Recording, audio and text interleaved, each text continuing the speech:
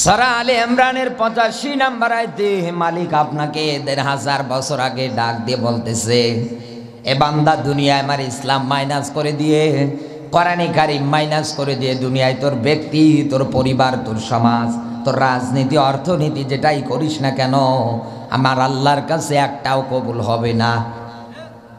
বরং আল্লাহ পাক ডাক দিচ্ছেন কিয়ামতের কঠিন ময়দানে, আমি আল্লাহ পাক বলছি তোকে ক্ষতির কাতারে পড়া লাগবে। বদরগঞ্জবাসী, আমি তো আপনাকে বাঁচাতে চাই। এই দুনিয়ার ময়দানে আমি তো আপনাকে বাঁচাতে চাই। ইসলামের পথে আহ্বান করছে এই কারণে আপনি যেন জান্নাত থেকে বেঁচে একদম জাহান্নামে আপনি জাহান্নাম থেকে বেঁচে যেমন আপনি একদম জান্নাতে চলে যান। মেয়েদেরকে বলছি পর্দার বিধান মেনে চলেন, এইটার মাধ্যমে আপনি জাহান্নাম থেকে বেঁচে আপনি জান্নাতের দিকে ধাবিত হতে পারবেন। কিন্তু এই দেশে আজ আপনি মিলিয়ে দেখেন, পর্দার কথা বলবেন, এই দুনিয়ার ময়দানে আল্লাহর বিধান কায়েমের কথা বলবেন, কত মানুষ এই দেশে আপনাকে টেরা চোখে দেখবে। আমার কথাগুলো ঠিক এই রকম। আমি কাউকে ভয় করে পরোয়া করে কোনো কথা বলি না, কারণ আমি যেই দিন জন্মগ্রহণ করেছি ওই দিন আমার মরণের ডেট লেখা হয়ে গিয়েছে। আমি কিভাবে মারা যাব সব লিপিবদ্ধ হয়েছে। আমার কথা শোনার পরে যদি অ্যালার্জি থাকে, দরকার নেই জায়গায় থাকায়, বাড়ি গিয়ে ঘুমান আপনি। আপনার জন্য এই আয়াত না, কথা বলেন না কেন? ইমানদার দুনিয়ায় যারা হবে, মুত্তাকি দুনিয়ায় যারা হবে, তাদের জন্য কোরআন, কারণ শেফা দেবে তাদেরকে, রোগের প্রতিষেধক হিসাবে, অ্যান্টিবায়োটিক হিসাবে কাজ করবে। কিন্তু আপনি যদি মুনাফিক হয়ে যান, বেঈমান হয়ে যান, আপনার জন্য কাজ করা তো দূরে থাক, বরং আপনার ক্ষতি বৃদ্ধি করতেই থাকবে। এজন্য টেরা বেকা এদিক ওদিক আপনি মোসরামুসরি কোনোটাই যেটাই করেন না কেন, সহ্য না হলে আপনি চলে যান। আমি এইভাবেই কথা বলি। এই পৃথিবীর ময়দানে একটা মানুষ জন্ম হওয়ার সঙ্গে সঙ্গে তার মরণের ডেটটা লিপিবদ্ধ হয়ে যায়, কবে মারা যাবে ওর তাকদীর সব কিছু লিপিবদ্ধ হয়ে গিয়েছে। তাহলে এই দুনিয়ার ময়দানে আল্লাহ ডাক দিচ্ছে, আল্লাযী খলাকাল মাউতা ওয়াল হায়াতা। এখানে যারা আলেম বসে আছেন এবার প্রশ্ন রাখতে চাই, আয়াতটা হওয়ার কথা ছিল কি আল্লাযী খলাকাল হায়াতা, না দিয়ে আল্লাহ মাউতা দিলেন কেন? গবেষণা করার বিষয়। আল্লাহ পাক আপনাকে ডাক দিয়ে বলতে চাই, ও বদরগঞ্জের আর ওইমারির মুসলমানেরা, আমি আল্লাহ পাক তোমাদেরকে বলতেছি, দুনিয়ায় এমপি হও, মন্ত্রী হও, জজ হও, ব্যারিস্টার হও, কিষান হও, যেটাই হও না কেন, তুমি রিক্সা চালিয়ে খাও তো কি হয়েছে? আমি আল্লাহ পাক বলছি, সুম্মা ইলাইনা তুরজাউন, মরণ পাকড়াও করবে, আর এর মাধ্যমে আমি মালিকের সামনে একদিন দাঁড় হওয়া লাগবে। এখন আপনি চিন্তা ভাবনা করে দেখেন তো, আপনি আপনার পরিবারের গার্ডিয়ান, আপনার পরিবারের মধ্যে আপনার বউ আছে, আপনার মেয়ে আছে, আপনার ছেলে আছে, আপনি আপনার পরিবারের আপনি অভিভাবক, আপনি দায়িত্বশীল। এই দুনিয়ার ময়দানে সবার ক্ষেত্রে কি আপনি সঠিক কায়দায় ন্যায় বিচারটা করতে পারছেন কিনা? এটা গেল পরিবার। এরপরে সমাজে আসেন। আপনি সমাজের মধ্যে দায়িত্ব পেয়েছেন, আপনি মেম্বার, আপনি চেয়ারম্যান, আপনি এমপি, আপনি মন্ত্রী, এই দেশের রাষ্ট্রনৈতিক দিক থেকে শুরু করে সরকার পর্যন্ত। আপনি একটা বার বুকে হাত দিয়ে বলেন তো, সবার মাঝে যদি শান্তিপূর্ণ পরিবেশ তৈরি করে দিতে না পারেন, মালিকের সামনে যেই দিন দাঁড় হবেন, মালিক যখন জিজ্ঞাসা করবে কুল্লুকুম রাঈন ওয়া কুল্লুকুম মাসউলুন, এ বান্দা বল, দুনিয়ায় যে দায়িত্ব দিয়েছিলাম এই দায়িত্ব সঠিক কায়দায় পালন করেছিস কিনা? কি জবাব দেবেন? আপনি হিসাব করে মারা যান। গরু ছাগলের মতো মরলেই হবে না, হিসাব করে মরা লাগবে। কথা বলেন না কেন? তিতা লাগছে? তিতা লাগে কথা? কোরআনে কারীম জানিয়েছে, ওয়ালা তামুতুন্না ইল্লা ওয়া আনতুম মুসলিমুন।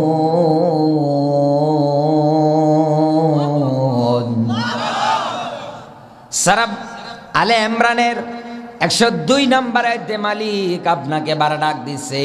কোরআনের যত জায়গায় ওয়ালা দেখবেন তত জায়গায় আল্লাহ নিজে নিষেধাজ্ঞা দিছে, খবরদার ওয়ালা তাত্তাবিউ মিন দুনিহি আউলিয়া, আল্লাহর অনুসরণ বাদ দিয়ে, কোরআনের অনুসরণ বাদ দিয়ে, নবীজির অনুসরণ বাদ দিয়ে কোনো পীর বাবা, ল্যাংটা বাবা, খেসুরি বাবার অনুসরণ করা যাবে না।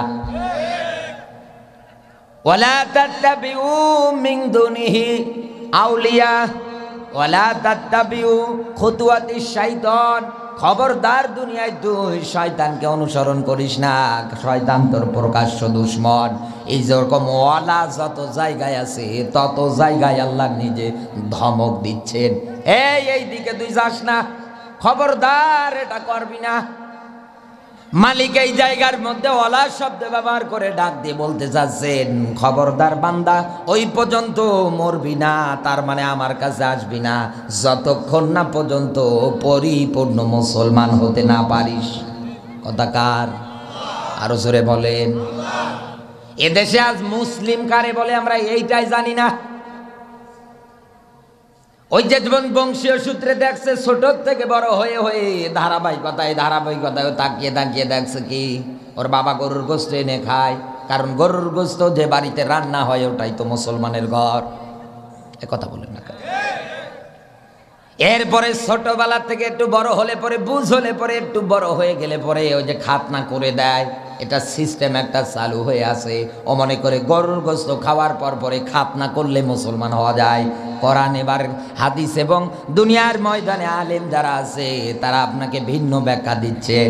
এই পৃথিবীতে মুসলিম শব্দের অর্থ হচ্ছে আত্মসমর্পণকারী।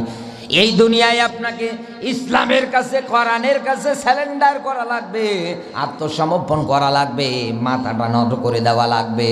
এরপর পরে দুনিয়ার ময়দানে ব্যক্তি চালান, সমাজ চালান, রাজনীতি করেন, অর্থনীতি করেন, আপনার পুরো জীবন জিন্দেগিটা আপনি চালান, মারা যাবেন, আমার আল্লাহ আপনাকে কবরে ঘুমিয়ে রাখবে। কিন্তু এই দেশের দিকে আজ আপনি মিলিয়ে দেখবেন, কত কায়দায় কোরআন আর হাদিস দিয়ে ব্যাখ্যা বিশ্লেষণ করে ডাক দিয়ে বলা হয়। আল্লাহ পাকের কোরআনের আয়াতগুলো ধারাবাহিকতায় ব্যাখ্যা করে হয়। আল্লাহ পাক বলেন, ওয়াকিমুল ওয়াজনা বিল কিসতি ওয়ালা তুখসিরুল মিজান। বলেন আল্লাহু আকবার। এই আয়াতটা ভালো করে বুঝবেন। সূরা রহমানের মধ্যে 9 নম্বর আয়াতে মালিক আপনাকে ডাক দিয়ে বলতেছে, এ বান্দা, দুনিয়ার ময়দানে ন্যায্য মান প্রতিষ্ঠিত করো, মাপে ওজনে কম বেশি করো না। কথা কার? আরো জোরে বলেন কার? মুসলমান যারা হবে কোরআনের আয়াত শোনার সঙ্গে সঙ্গে স্যালেন্ডার করবে, আত্মসমর্পণ করে দেবে। আল্লাহ আমি কি করছে আমার জীবন জিন্দেগি, হুজুর যা বলছে আমার জীবন জিন্দেগির সাথে তো একটাও মেলছে না, তাহলে আমি মরে গেলে কবরে আমার সঙ্গে কি আচরণ করা হবে?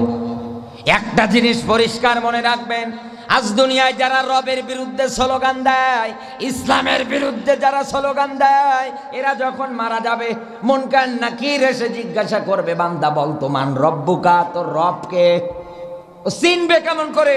দুনিয়ায় তো রবের বিরুদ্ধে ফতোয়া দিয়েছে। ওই দিন বলবে লা আদরি, আমি কিচ্ছু জানি না। রবের সুন্দর একটা প্রতিষ্ঠান মাদ্রাসা এটার বিরুদ্ধে ফতোয়া দিয়েছে, ও রব চিনবে কেমন করে? এরপরে জিজ্ঞাসা হবে, বান্দা বল তোর দিন কি, তুই কোন ধর্মের লোক বল। কিচ্ছু বলতে পারবে না, বলবে লা আদরি, আমি কিচ্ছু জানি না। এরপরে বলবে বল তোর নেতাকে, তোর পথ প্রদর্শককে, সাইয়েদেনা মাওলানা কে ছিল বল। আজ আপনি নবীজির বিরুদ্ধে কথা বলেন, আল্লাহর নবীকে নিয়ে কটূক্তি করেন, আর আপনি তাদের পিছনে একটা বিড়ি আর এক কাপ চায়ের জন্য ঘুরঘুর করে বেড়ান।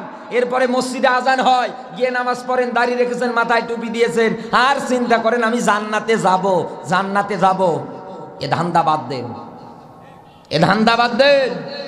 সৎসঙ্গে স্বর্গবাস, অসৎসঙ্গে বলেন না কেন সর্বনাশ। একটা ছাগলের গলায় রশি বাঁধার পরে টানবেন, ইনি যদি টানে আসতে চাইবে না। একথা বলেন না কেন? আসবে আসতে চাইবে না। ও চিন্তা করবে, কিরে আমার নিয়ে কি করবে?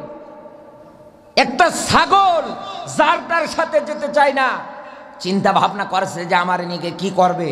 আর আমরা দোপায়া মানুষ, বিবেক, চোখ, কান, এত সুন্দর সুন্দর অঙ্গ প্রত্যঙ্গ মালিক আপনাকে দান করলেন, চিন্তা ভাবনা করার মতো কলম দিলেন। এটা থাকার পরেও আজ দুনিয়া যারা ইসলাম বিদায় করতে চায়, কোরআন বিদায় করতে চায়, আপনি তাদের পিছনে পড়ে স্লোগান দেন। আপনার মতো নিকৃষ্ট জানোয়ার, নিকৃষ্টতম মন মানসিকতার মানুষ দুনিয়ায় নেই। আপনি মানলেও সত্য, না মানলেও সত্য। উলাইকা কাল আনআম বাল হুম আদল। মানুষ থাকেন কেমন করে বলেন আমারে? আপনি কোন কায়দায় মানুষ আসছেন এখন? আল্লাহ তাআলা বলেন উলাইকা ইসমে ইশারা, কুদরতের আঙ্গুল আছে মালিকের, দেখাচ্ছে ওই জনপদের ওই মানুষগুলো কারা? তারা যারা দুনিয়ার ময়দানে ভালো মন্দের জ্ঞান পাওয়ার পরে কাজে লাগায় না। উলাইকা কাল আনআম বাল হুম আদল, এরা তো চার পাওয়ালা জানোয়ারের চাইতেও খারাপ। মালিক যদি আয়াত দিয়ে বলে এটা চার পাওয়ালা জানোয়ারের চাইতে খারাপ, আপনি মানুষ যদি চিল্লেও দাবি করেন আমি মানুষ, আমি মানুষ, হাত পা মুখ এসব থাকলে মানুষ হওয়া যায় না। মানুষ তো হওয়া যায় কোরআন কারীমের মাপকাঠি দিয়ে। কথা বলেন। কিন্তু সব জায়গায় মিলিয়ে দেখবেন কোরআনের বিধান উঠিয়ে দেওয়ার জন্য একটার পর একটা প্রচেষ্টা, একটার পর একটা ধান্দা তৈরি এদেশে আছে না নেই? আমার বন্ধুরা, সূরা রহমানের 9 নম্বর আয়াতটা আমি কেন পড়লাম? এটা আমাদের সমাজের মধ্যে এখন সবচাইতে দরকার, কারণ সামনে আসিতেছে আমাদের আসন্ন নির্বাচন। এটাকে সামনে রেখে আয়াতটা পড়লাম, ভালো করে বুঝবেন। বিবেকবান মানুষ যারা আছেন হৃদয়ের কানগুলো খুলে দিয়ে এবার চুপ করে আপনি আমার কথাগুলো শুধু শ্রবণ করেন। আল্লাহ তাআলা ডাক দিচ্ছেন, এ বান্দা, এই দুনিয়ার ময়দানে ওজনের ন্যায় মান এটা প্রতিষ্ঠিত করো। এরপর পরে খবরদার ওজনে কম বেশি করো না। কথাকার ওজনে কম দিও না। কেন দুনিয়ার ময়দানে আপনি ওজনে কম দেবেন না? এই দুনিয়ার ময়দানে যার যেটা অধিকার, যার যেটা প্রাপ্য ওটা দেওয়াই লাগবে। কোনো দিন এটার থেকে বঞ্চিত করা যাবে না।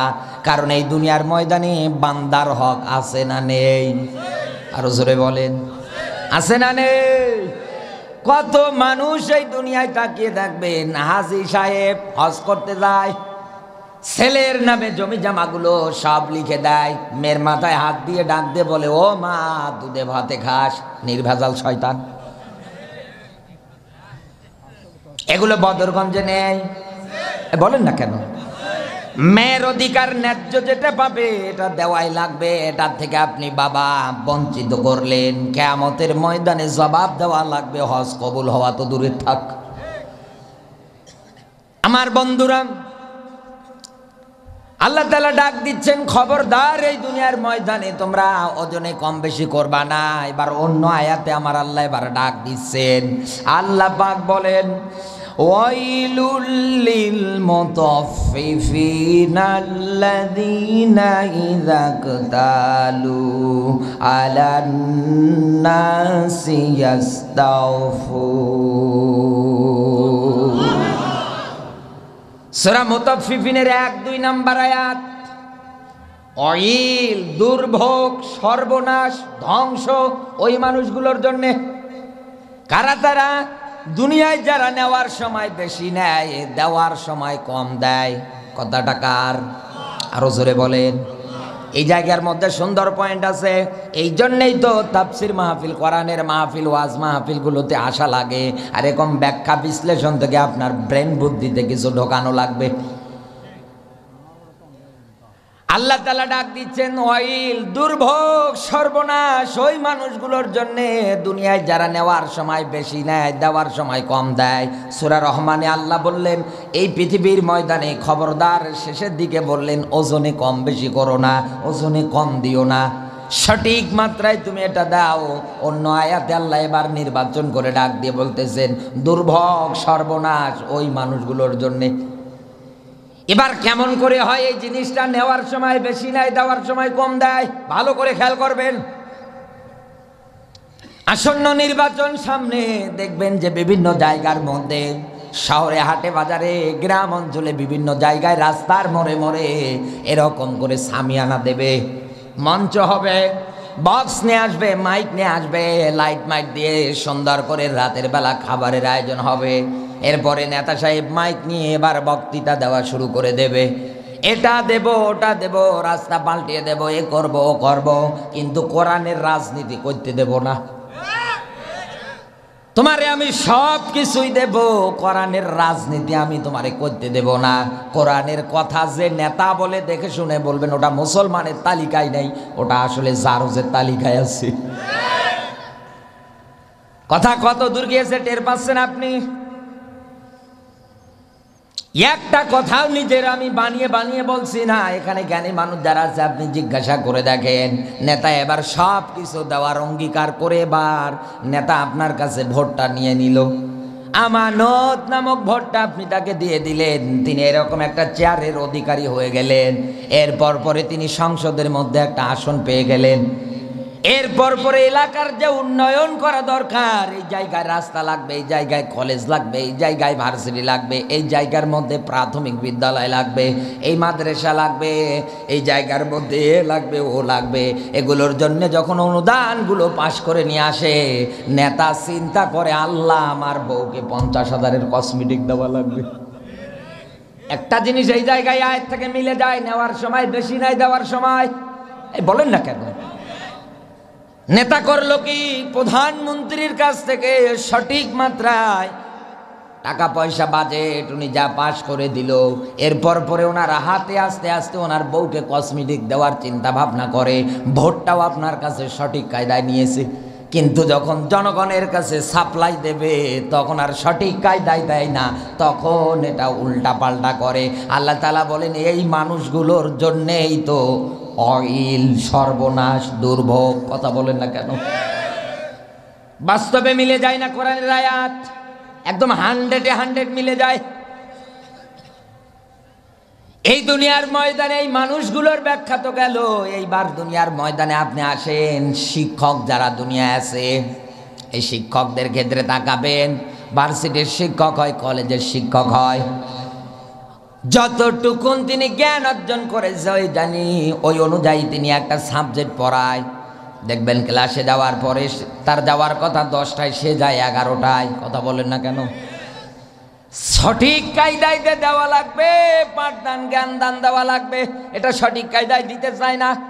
ছাত্রদের কানে মুখ নিয়ে ডাক দিয়ে বলে যদি সঠিক কায়দায় নিতে চাও তাহলে আমার কাছে প্রাইভেট পড়া লাগবে। কথা বলেন না কেন? এক্সট্রা ভাবে পড়া লাগবে, আলাদা ভাবে পড়া লাগবে। মালিক ডাক দিয়ে বলতেছে বান্দারে পড়াশোনা করার ক্ষেত্রে 1 থেকে শুরু করে মাস্টার্স পর্যন্ত তুই সব জায়গায় সমানভাবে গ্রহণ করলি, এরপরে মাস্টার। এ বান্দা এবার যখন সাপ্লাই দিবি তখন সঠিক কায়দায় দিতে চাস না, তুই তখন আলাদাভাবে বলিস যে প্রাইভেট পড়া লাগবে। আল্লাহ তাআলা বলেন তুইও তো এই অয়েলের কাতারে আছিস। এইবার আসেন বক্তা আলেম। কোরআনে কারীম জানিয়েছে ওয়ামান আযলামু মিম্মান কাতামা শাহাদাতান ইনদাহু মিনাল্লাহ ওয়ামাল্লাহু বিগাফিলিন আম্মা তা'মালুন।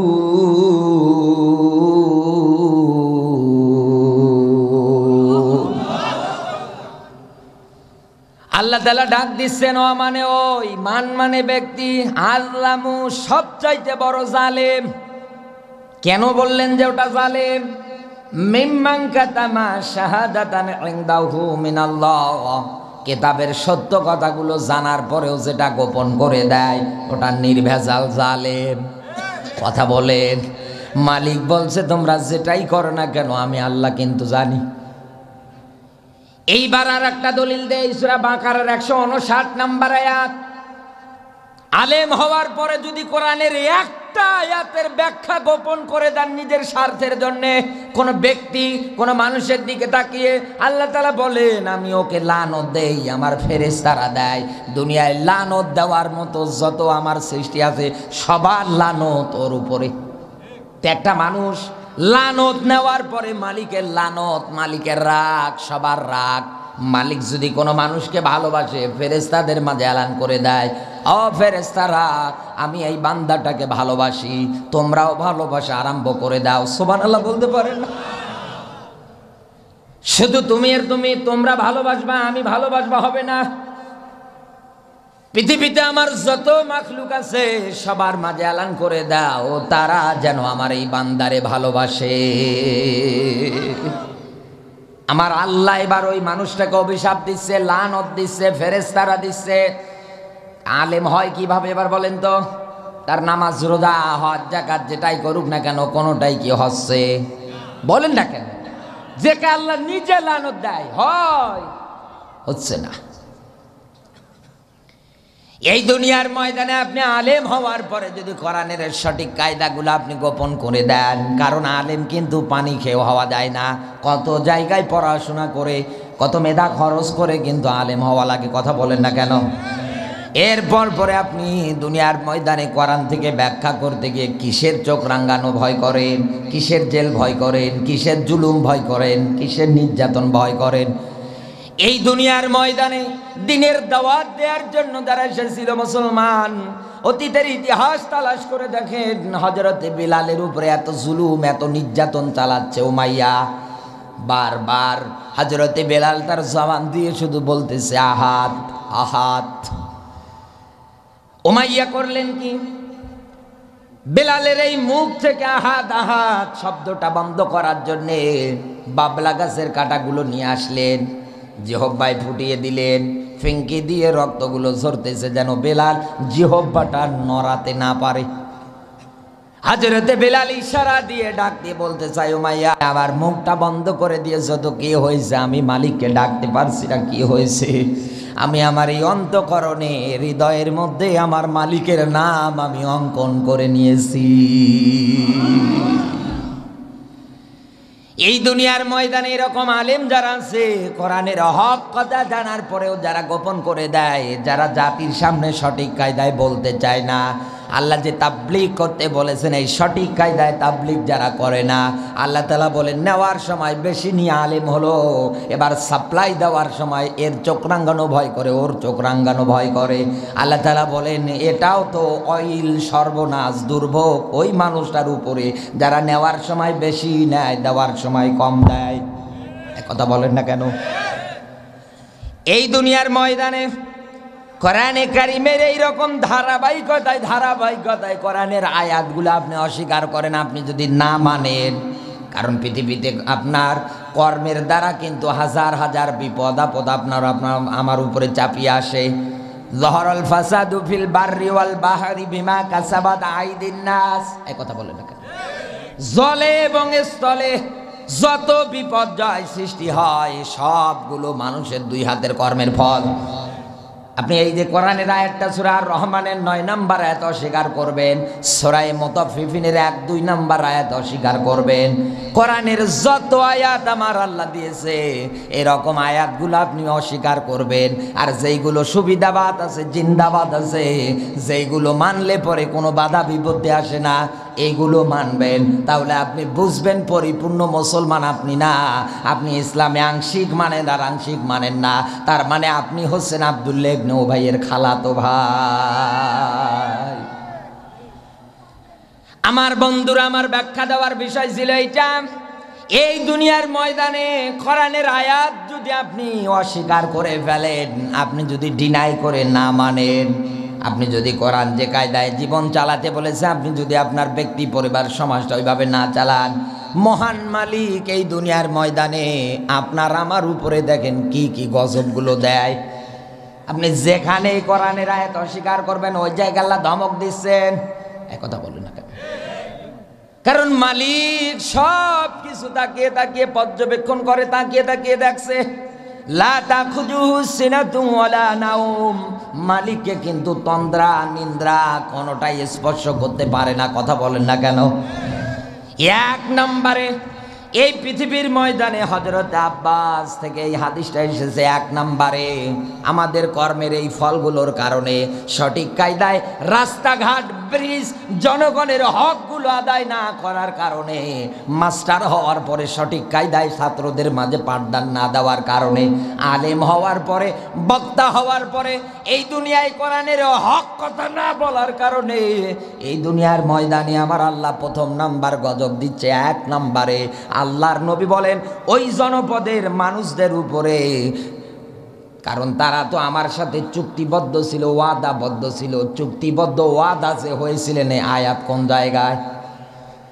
আমরা কিন্তু রুহের জগতে সবাই মালিককে বলেছিলাম, হ্যাঁ মালিক আপনি আমাদের রব। কলু বালা, হ্যাঁ আপনি আমাদের রব। এই কথা বলেন না কেন? ওয়াদা চুক্তি হয়েছিল কার সাথে? আরো জোরে বলে। এইবার কোরআনের আয়াতে মেলান। কোরআনে কারীম জানিয়েছে, ইয়া আইয়ুহাল্লাযীনা হাল আদুল্লুকুম আলা তিজারাতিন তুনজিকুম মিন আযাবিন আলীম।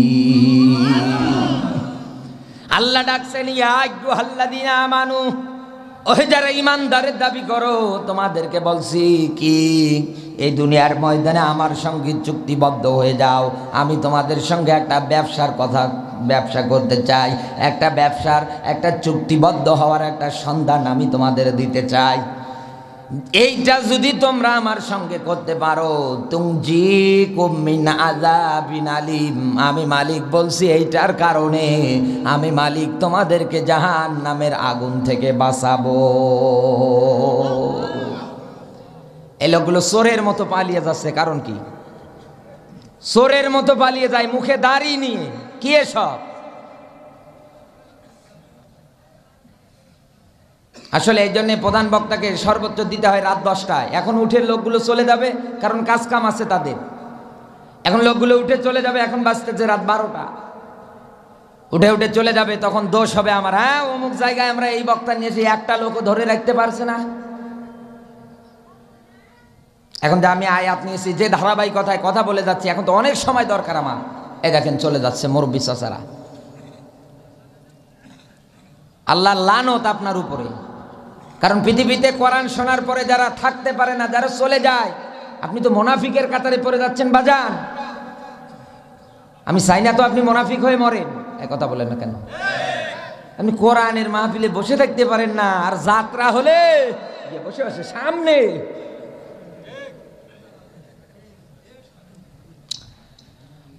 আমার বন্ধুরা যেটা বলতেছিলাম খেয়াল করবেন, এই পৃথিবীর ময়দানে মালিকের সঙ্গে আপনি যদি ব্যবসা করতে পারেন, চুক্তিবদ্ধ হতে পারেন, মালিক আপনাকে জাহান্নামের আগুন থেকে বাঁচাবে। ওয়াদা দিয়েছে কে? আরো জোরে বলেন। আল্লাহ পাক বলেন এই চুক্তি, এই ওয়াদাগুলো দুনিয়ায় যে জাতি আমার সঙ্গে করার পরেও ভঙ্গ করবে, আমি মালিক তাদের উপরে প্রথম নাম্বার যেটা গজব আকারে দেব, শত্রুদেরকে তাদের উপরে বিজয়ী করে দেব। শত্রুরা তাদের উপরে বিজয় লাভ করবে। কথা বলেন না কেন? এখন আজ দুনিয়ায় মিলিয়ে দেখেন, মুসলমানেরা সব জায়গায় মাইর খায়, আর শত্রুরা ক্ষমতার চেয়ারে। এ তো বাংলাদেশে নেই।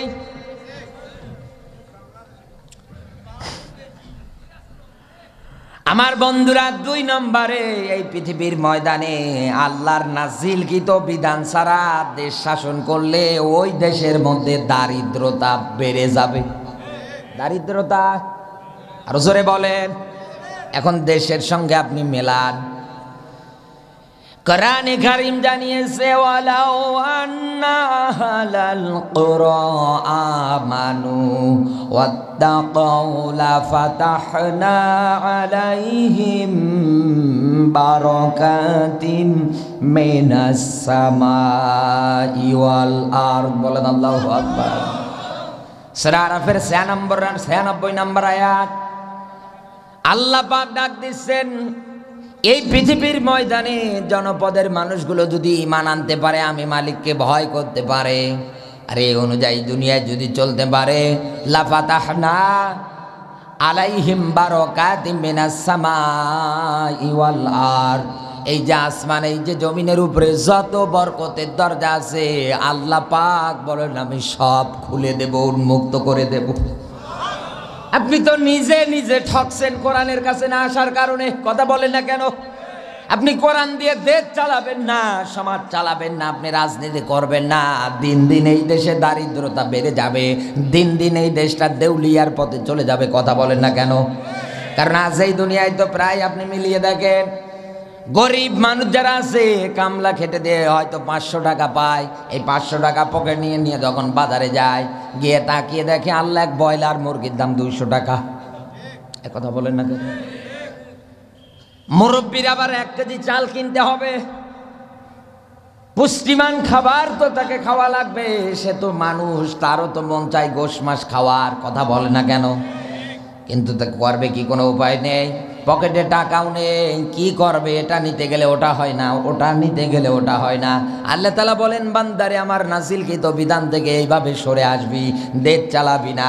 এই যে দেশ চালানোর জন্য কোরআনটাকে সামনে গিয়ে সংসদে নিয়ে যাওয়ার জন্য তোর কোনো পদক্ষেপ নেই, তোর কোনো আন্দোলন নেই, তোর কোনো মিছিল নেই। এই দুনিয়ার ময়দানে তুই এইটাকে কায়েম করার জন্য কোনোদিন মাঠে নামলি না। আমি আল্লাহ গজব আকারে রাসূলের মাধ্যমে বলছি, এই দেশগুলোর মধ্যে দারিদ্রতা বাড়বে। আল্লাহর নবীর সময় থেকে শুরু করে হযরত ওমর ইবনুল আব্দুল আজিজের জীবনী পড়ে আমি অবাক হয়ে গিয়েছি। এই লোকটা যখন কোরআনের বিধান দিয়ে দেশ চালাতে শুরু করলেন, সমাজ চালাতে শুরু করলেন, প্রত্যেকটা জায়গায় জায়গায় যখন কোরআনের আয়াতগুলো বিধানগুলো সেট করে দিলেন, যাকাতের বিধানটাও যখন তিনি প্রতিষ্ঠিত করে দিলেন, মানুষেরা করছে কি? যাকাতের টাকাগুলো মাথার মধ্যে নেয়, নেওয়ার পরে রাস্তা বেয়ে যায়, কিন্তু যাকাতের টাকা বাড়িতে নিয়ে যায়। ডাক দিয়ে বলে, ভাই যাকাতের টাকা নিয়ে এসে নেন। বলছে আজ হবে না, আপনি 2 দিন পরে আসেন। আর এক বাড়িতে যায়, বলে আমার কাছেও হবে না, আপনি 2 দিন পরে আসেন, খাবার আছে বাড়িতে। যাকাতের টাকা এরকম মাথায় বহন করে করে করে নিয়ে ঘোরে। 3 দিন একাধারে ঘোরার পরে তাকিয়ে দেখছে একটা গাছতলায় একটা লোক একটা পোটলা লেকে হাঁপাচ্ছে।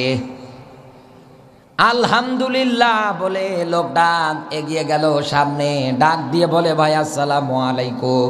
বলে ওয়ালাইকুম সালাম। তুমি আমাকে পেয়ে তো আনন্দ কেন? ডাক দিয়ে বলছে, ভাই আমি 3 দিন যাবত যাকাতের টাকাগুলো মাথার মধ্যে বহন করে নিয়ে ঘুরছি, দেওয়ার মতো নেওয়ার মতো আমি লোক খুঁজে পাই না, আপনারে পেলাম।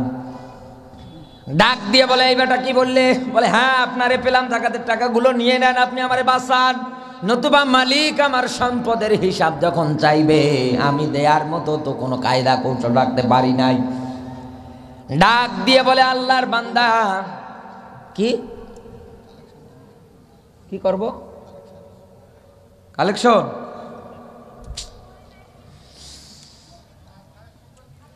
ডাক দিয়ে বলে, আল্লাহর বান্দা, তুমি তো মাত্র 3 দিন যাকাতের টাকাগুলো মাথার মধ্যে বহন করে নিয়ে ঘুরছো, আর আমি 7 দিন একাধারে ঘুরলাম, দেওয়ার মতো নেওয়ার মতো লোক খুঁজে পাই না। এই দুনিয়ার ময়দানে ইসলামী আন্দোলন, ইসলামের কর্মী যারা আছেন, তাদেরকে আপনি এই ইশতেহারগুলোতে বসাবেন, তারা এই দুনিয়ার ময়দানে নামাজ কায়েম করবে, যাকাত দেবে, সৎ কাজে আদেশ দেবে, অন্যায় কাজগুলোতে বাধা প্রতিদান তৈরি করবে। কথা বলেন না কেন? আর জালেমদেরকে এই দুনিয়ার ময়দানে চেয়ারগুলোতে বসাবেন। আমি ওদের 4টা কর্মসূচি বলে যাই। 1 নম্বরে আইজ্জেত আহলিহা, ওরা সম্মানিত মানুষগুলোকে ধরবে আর বেইজ্জত করবে। আজ কোরআনের পাখি যারা আছে জেলখানায়, কথা বলেন না কেন? সম্মানিত মানুষদের কোনো সম্মান নেই, দামই দিতে চায় না। টাকা পয়সা দিয়ে ইমাম সাহেব রেখেছে, কোনো বাড়িতে দাওয়াত খেয়ে যদি একটু রোদে যায়, বলছে হুজুর কত পা খাওয়া খেয়েছি, হাঁটতে পারছে না। কোনো কাজে যদি ইমাম সাহেব একটু জোরে জোরে যায়, ডাক দিয়ে বলে, দেখ মনে আজকে দাওয়াত পেয়েছি। আপনি টাকা পয়সা দিয়ে রাখলেন না, সে তো সম্মানিত একজন মানুষ, সে তো নেতা আপনার এলাকার। কথা বলেন না কেন? ইমামদের সাথে যারা চোখ রাঙিয়ে কথা বলে, ওদের একটা ইবাদত কবুল হয় না। আপনি টাকা পয়সা দিয়ে আপনি নেতা রেখেছেন, আপনার সমাজের নেতা। আমি নওগাঁ জেলার মান্দা থানায় মাহফিলে গিয়ে একটা জায়গায় আমার ভাই ঘুরতে নিয়ে গেলেন, মাহফিল কমিটি। নিয়ে যাওয়ার পরে আমি একটা মসজিদ পেলাম, 5 টাকার নোটে যে মসজিদটা দেখেন তার নাম হচ্ছে কুসুম্বা মসজিদ। এই কুসুম্বা মসজিদের ভিতরে ঢোকার পরে আমি তাকিয়ে দেখলাম বিচার কার্য করার জন্য একটা জায়গা উঁচু করে রেখে দিয়েছে, আপনি যদি কোনোদিন যান দেখতে পারবেন। ইমাম সাহেবকে জিজ্ঞাসা করলাম, ভাই এটা কি, এটা কি জন্য দিয়েছে? একটা দাড়িপাল্লা, 2টা দাড়িপাল্লা আছে, এরকম বসার মতো একটা চেয়ার আছে। তার মানে ইমাম সাহেব ওই জায়গায় বসবে, যে মসজিদেরও ইমাম সে সমাজেরও ইমাম। এক কথা বলেন না কেন? সে রাষ্ট্রেরও ইমাম। ইমাম তো ওইটা, নেতা তো ওইটা যেটা নামাজ পড়ানোর যোগ্যতা রাখতে পারে। যেমন নেতাদেরকে নির্বাচন করেন, এমন নেতারা রায় পেয়ে, ভোট পেয়ে, সমর্থন পেয়ে আজ এই দেশের চেয়ারগুলো বসে আছে, সূরা ফাতিহা পড়তে পারে না। আর ও এসে হুজুরদের আলোচনায় কাউন্টার দেয়, রাজনীতির কথা বলা যাবে না, এ করে তুই রাজনীতির কি বুঝিস? সৃষ্টি যার, এই জমিনে আইন চলবে তার। এক কথা বলেন না কেন? আর এই আইনের পক্ষে কথা বলতে গিয়ে যদি জেলে হয়, জুলুম হয়, নির্যাতন হয়, অন্যায় হয়, অবিচার হয়, আমরা পরোয়া করি না। কারণ আমাদের অতীতের এগুলো ইতিহাস। রাসূলুল্লাহ বিনা কারণে 3.5 বছর জেল খেটেছে। গাছের লতা পাতা খেয়ে সাহাবীরা তাদের জীবন ধারণ করেছে। আপনি সস্তা টুপি দিয়ে দাড়ি রেখে রবীন্দ্রনাথ ঠাকুর জান্নাত ছুটাবে, আল্লাহ জান্নাত, অত সহজ না। আমার বন্ধুরা, এই দুনিয়ার ময়দানে জালেম যারা হবে তারা প্রথম নাম্বার কর্মসূচি নিবে, সম্মানিত মানুষ যারা আছে তাদেরকে বেইজ্জত করবে যদি কোরআনের বিধান কায়েম সমাজে না হয়। এরপর পরে 2 নম্বরে ওরা পৃথিবীর ময়দানে সব জায়গাগুলোতে বিশৃঙ্খলা করবে। 3 নম্বরে আল্লাহর আইন তুলে তুলে দেবে। 4 নম্বরে এই পৃথিবীর ময়দানে ওরা সব জায়গার মধ্যে দুর্নীতি করবে। এখন বাস্তবে মিলান তো, ব্যাখ্যাগুলো সংক্ষেপ করে বেশি লম্বা করে করা যাচ্ছে না, আমি সংক্ষেপ করে আপনাকে শুধু বলছি। তাড়াহুড়ো করে কথা বলা যায়? আমার বন্ধুরা খেয়াল করবেন, এই পৃথিবীতে কোরআনের বিধান না মানলে 5টা গজব। তার 2 নম্বরে আমি বলেছিলাম এই সমাজের মধ্যে দারিদ্রতা বাড়বে কোরআন দিয়ে যদি দেশটা না চলে। কারণ কোরআনে কারীম এই পৃথিবীর ময়দানে আপনার আমার জন্য শ্রেষ্ঠ নেয়ামত। নেয়ামত পাওয়ার পরে শুকরিয়া আদায় করেন। মালিক বলছেন, বান্দা আমি যা নেয়ামত দিয়েছি আরো কোটি গুণে বাড়াবো। এবার বলছি 3 নাম্বার, এই পৃথিবীর ময়দানে আপনি মিলিয়ে দেখবেন জাতিদের মধ্যে অশ্লীল কাজ যখন বিস্তার লাভ করবে, খারাপ কাজ যখন বিস্তার লাভ করবে, ওই জাতি ওই মানুষগুলোর উপরে মহান মালিক গজব আকারে দেবে মহামারী। একথা বলে না কেন? করোনা ভাইরাস কি করোনা আছে এখন? আসে কেন? এই যে সমাজে অশ্লীল কাজ যত বাড়বে তত এই সমাজের মধ্যে এরকম একটার পর একটা দুর্যোগ, প্রাকৃতিক দুর্যোগ, মহামারী, ঝড় তুফান আল্লাহ দুনিয়ায় দেবে। তৃতীয় বক্তা আলোচনায় বলেছিল যে এই যে মাহফিলগুলোতে রাস্তাঘাটে বিভিন্ন জায়গায় দোকান দেওয়া হয়, আর এই জায়গাগুলোর মধ্যে মেয়ে ছেলেদের আড্ডা হয়। দেখা যায় যে একজন আর একজনের হাত ধরে বলে আজকে সুযোগ পেয়েছি, চল, উধাও, আর খুঁজে পাওয়া যায় না। কথা বলেন না কেন? গার্ডিয়ান যারা আছেন তাদেরকে বলছে আপনি সোচ্চার হন। আপনি সোচ্চার না হওয়ার কারণে আপনার ছেলেটা এই কাজটা করতে পারছে, আজ আপনার মেয়েটা আজকে এই খারাপ কাজের সঙ্গে জড়িত হচ্ছে। সমাজের মধ্যে একটার পর একটা অশ্লীলতা বেড়ে যাচ্ছে। সংসদের মধ্যে যদি পর্দার বিলটা পাশ হয়ে যায়, মহিলা যারা পুরুষ আছে, মহিলা যারা মুসলমানের মধ্যে আছে তাদেরকে অবশ্যই পর্দা করা লাগবে, এটা ফরজ। কথা বলেন। মেয়েরা রাস্তাঘাটে উলঙ্গভাবে এটা সেটা ভাবে চলাফেরা করতে পারবে না, রাস্তায় আসলেই তাকে পর্দা করে আসা লাগবে। কোরআনের নির্দেশ কায়েম হয়ে গেল। কালকের পরে কি কোনো মহিলা বেপরদায় ঘুরবে, রাস্তায় যাবে? না। 96% মুসলমানের দেশে একটা জিনিস মিলিয়ে দেখবে, এই দেশের মায়েরা চায় সমান অধিকার। নেতা বক্তৃতা দেয়, মঞ্চ তৈরি করে সমান অধিকার চাই, সমান অধিকার চাই। মহিলারা গেঞ্জি গায়ে দিয়ে, বুকে ওড়না নেই, অশ্লীলতা ছড়িয়ে বেড়াচ্ছে। নেতা বক্তৃতা দিচ্ছে আর এরা এখান থেকে বলছে চাই সমান অধিকার, চাই সমান অধিকার, চাই, এরকম বক্তৃতা দিচ্ছে। নেতা এত লাফিয়েছে গো, বাড়ি এসেছে ওর গাটা একটু গরম, জ্বর এসেছে, বাঁচাই না মারা যাবে যাবে ভাব। ডাক্তারের কাছে গিয়েছে, ডাক্তার ওরে পরীক্ষা নিরীক্ষা দিয়েছে, প্রসাব নিয়ে আসবেন, পায়খানা নিয়ে আসবেন, এটা নিয়ে আসবেন, ও নিয়ে আসবেন। বলছে ঠিক আছে, অসুবিধা নেই, আমি সব নিয়ে আসবো, আমার বাঁচা। প্রসাব করে রেখে দিয়েছে নেতা এক জায়গায়, সব কিছু রেডি করেছে, এবার ডক্টরের কাছে নিয়ে যাবে পরীক্ষা করার জন্য। ওর বউ ঝাড়ু দিতে গিয়েছে পরে। উদাহরণটা আমি মেয়েদেরকে এই কারণে দিচ্ছি, কান খাড়া করবেন, এখান থেকে শিক্ষা নিয়ে বাড়ি যান। ওর বউ ঝাড়ু দিতে গিয়ে যখন পড়ে গিয়েছে, চিন্তা করেছে আমার এমনি যে মারে আর আজকে মেরেই ফেলবে, নিজে প্রসাব করে ঘুরিয়ে রেখে দিয়েছে।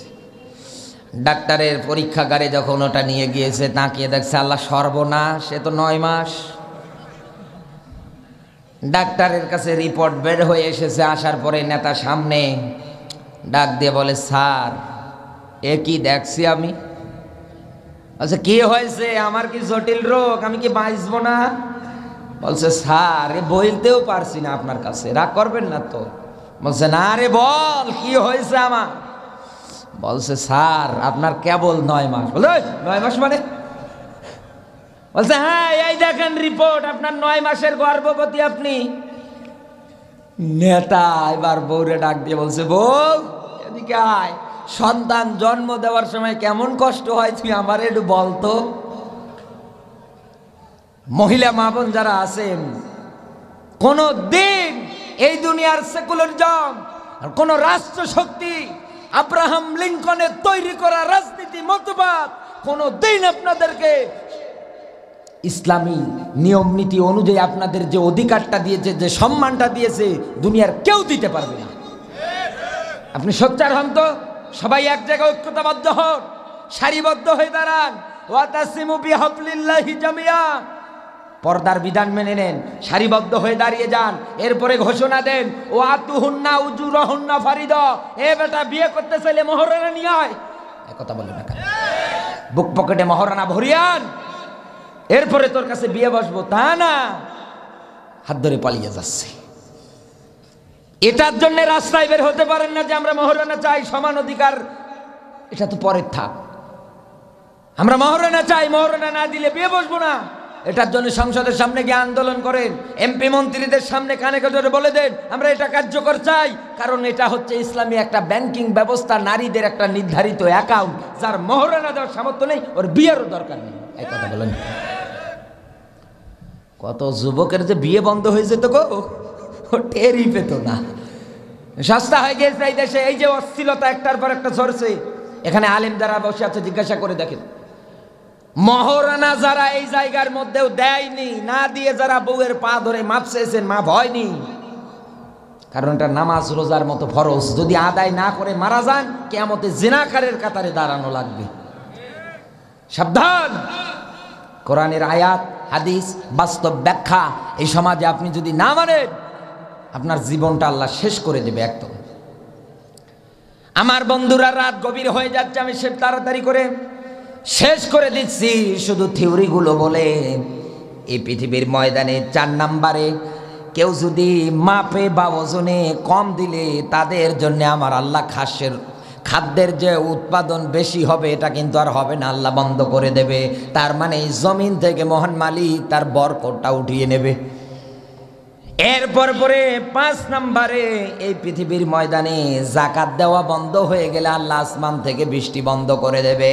এরপরে এই পৃথিবীর ময়দানে কোরআনে কারিমের এই বিধানগুলো এরকম করে ধারাবাহিকতায় যারা অস্বীকার করবে, যারা মানবে না, এই দুনিয়ায় যারা ইসলামের পথে, কোরআনের পথে নিজে থাকবে না, আরেকজনকেও থাকতে দেবে না, এই মানুষগুলোর কর্মের কারণে এই রকম গজব দেয় কে? এই জন্য আমি আপনাকে আহ্বান করছি, ভালো করে বুঝবেন, দুনিয়ার ময়দানে আপনার কারণে যদি এই গজবগুলো, বিপদ আপদগুলো, বালা মুসিবতগুলো এসে যায়, এইগুলো থেকে যদি বাঁচতে চান, আপনি যদি ফিরে থাকতে চান, অন্যকে যদি ফিরে রাখতে চান, আল্লাহর নবী বলেন সেটার জন্য কি করবা জানো? ওয়ামিম্মা রাযাকনাহুম ইউনফিকুন। বলেন আল্লাহু আকবার। আল্লাহ পাক বলেন, এ বান্দা, জীবিকা নির্বাহ করার জন্যে তোকে আমি যতটুকুন সম্পদাদি টাকা পয়সা দিয়েছি এটা ব্যয় কর, এটা খরচ কর। কথা কার? আরো জোরে বলেন। এই জন্য আপনাকে সম্পদাদি টাকা পয়সাগুলো খরচ করা লাগবে, ব্যয় করা লাগবে। আমরা পারবো তো? পারবো তো? নবীজির প্রতি দরুদ, মানবতার মুক্তির মডেল, মানবতার মহান আদর্শ, মানবতার শিক্ষক, নবীকুর শিরোমণি মুহাম্মাদুর রাসূলুল্লাহ সাল্লাল্লাহু আলাইহি ওয়াসাল্লাম। জবান সেরে কোরআনের সোনালি আয়াত আমার সঙ্গে পড়ে না। আউযু বিল্লাহি মিনাশ শাইতানির রাজিম। বিসমিল্লাহির রহমানির রহিম।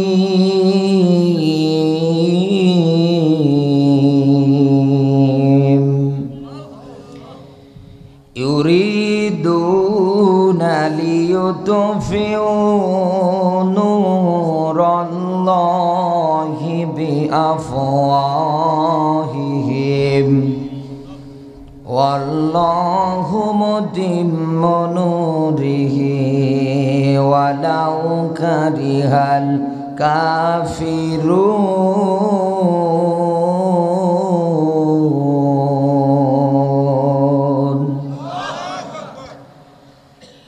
আপনাকে আগামীকালকে কেউ যদি জিজ্ঞাসা করে কোন সূরা থেকে আলোচনা হয়েছে, আপনি বলবেন সূরা সফের 8 নম্বর আয়াত থেকে। বলা যাবে তো? আজকের আলোচনার সাবজেক্ট হচ্ছে ভয় পাবেন না, মালিক আছে। কথা বলেন না কেন? দিনের পথে চলতে গিয়ে, লড়াই করতে গিয়ে, মাদ্রাসা প্রতিষ্ঠা করতে গিয়ে, মাদ্রাসার জন্য খরচ করতে গিয়ে কখনো কার্পণতা, কখনো ভয় করবেন না। মসজিদ তৈরি করতে গিয়ে এই দুনিয়ার ময়দানে কখনো ভয় করবেন না যে আমার এত সম্পদ, এত টাকা পয়সা চলে গেল, আমার এ হলো। এইগুলো কোনোটাই ভয় করবেন না। মালিক আছে না নেই? কারণ মালিক এই দুনিয়ার ময়দানে তার কাজ ঠিকই করবে। এই ব্যাখ্যায় দিচ্ছেন। আপনি এই জায়গার মধ্যে এক সময় মাঠটা পরিপূর্ণ ছিল, উঠে উঠে চলে গেলেন, হয়তো ভাবলেন যে আমার সকালে কাজ আছে, এরপরে হুজুর আবার টাকা চাইতে পারে, থাকা যাবে না এই জায়গায়, আমি চলে যাই। আপনি 100 টাকাও না যদি দেন, 10 টাকাও যদি না দেন, এই যে মাদ্রাসার কাজবাজ যা হবে, মসজিদের কাজবাজ যা হবে, এগুলো কি অপূর্ণ থাকবে? আপনি দেবেন না, দেওয়ার মতো রাস্তা তৈরি করে দেওয়ার জন্য আছে কে? আল্লাহ তাআলা আপনাকে আমাকে আয়াত দিয়ে সাহস দিচ্ছেন। ইউরিদুনা লিয়ুতফিউ নূরাল্লাহি বিআফওয়াহিহিম। আল্লাহ পাক ডাক দিয়ে বলতে চাই, এ বান্দা আব্দুল্লাহ ভালো করে শোন। এই পৃথিবীর ময়দানে দিন বিজয়ের আন্দোলন করতে গিয়ে বাধা বিপত্তির মধ্যে তুই পড়ে যাস, মাদ্রাসা প্রতিষ্ঠা করতে গিয়ে বাধা বিপত্তির মধ্যে তুই পড়ে যাস। কারণ মাদ্রাসা যত প্রতিষ্ঠিত করবেন, তত এই সমাজের মধ্যে কোরআন হাদিসের জ্ঞানের আলো প্রসার হবে। কথা বলেন না কেন? এখান থেকে ছাত্র হাফেজ তৈরি হবে, আলেম তৈরি হবে, এরকম কোরআনের ময়দানে বসে কোরআনের কথা বলার মতো লোক তৈরি হবে। কথা বলছে না কেন? আল্লাহ পাক বলেন, এই পৃথিবীর ময়দানে আলেম যারা তৈরি হতে দিতে চাইবে না, হাফেজ তৈরি হতে যারা দিতে চাইবে না, যারা সম্পদ দিল না, টাকা পয়সা দিল না, এই পৃথিবীর ময়দানে যারা দিন বিজয় করার জন্য আন্দোলন করলো না, লড়াই করলো না, যারা সংগ্রাম করলো না, ১৫০০ বছর আগে আল্লাহ কোরআনের আয়াত দিয়ে ডাক দিয়ে বলতেছে, ইউরিদুনা লিয়ুতফিউ নূরাল্লাহি বিআফওয়াহিহিম। ওরা যতই চাক মুখের ফুৎকার দিয়ে মাদ্রাসা বন্ধ করবে, এই পৃথিবীর ময়দানে মসজিদের নামাজ নীতি এগুলো বন্ধ করে দেবে, নামাজ কায়েম করতে দেবে না, যাকাত প্রতিষ্ঠিত হতে দেবে না, সৎ কাজে আদেশ দিতে দেবে না, অসৎ কাজে বাধা দিতে দেবে না। যত খারাপ কাজ ওরা চালু করে দেবে, আল্লাহ পাক বলেন কোনোদিনও পারবে না। খারাপ কাজের মিছিল দিতে দিতে ইসলাম বিদায় করতে চাইবে, হুজুর বিদায় করতে চাইবে, আলেম বিদায় করতে চাইবে, আল্লামা সাইদির মতো মানুষের উত্তরসূরিদের বিদায় করতে চাইবে। আল্লাহ পাক বলেন আমি কসম করে বলছি আমার নূর আমার আলো এই জমিনে জ্বলবে। কোন বাবার বেটার বেটিরও ক্ষমতা নেই বন্ধ করার। জ্বালাবে কে? কসম করেছে কে? আপনি টাকা দিলেও মাদ্রাসা চলবে, না দিলেও চলবে, এই কথা বলেন না, একই ঠেকিয়ে থাকবে না। চালাচ্ছেন কে? মালিক একজন নেই। দিন বিজয়ের আন্দোলন করতে গিয়ে এই পৃথিবীর ময়দানে মাদ্রাসা প্রতিষ্ঠিত করতে গিয়ে ভালো কাজের আঞ্জাম দিতে গিয়ে বিপদে পড়ে গিয়েছেন। মালিক আপনাকে এবার হাতছানি দিয়ে ডাকছে, বান্দা এ বান্দা কিসের ভয়, কিসের তোর টেনশন? আমার আয়াত তোর কাছে আমি পেশ করে দিয়েছি, কোরআনে ভালো করে পড় আর খোঁজ। ওয়াকানা হাক্কান আলাইনা নাসরুল মুমিনিন।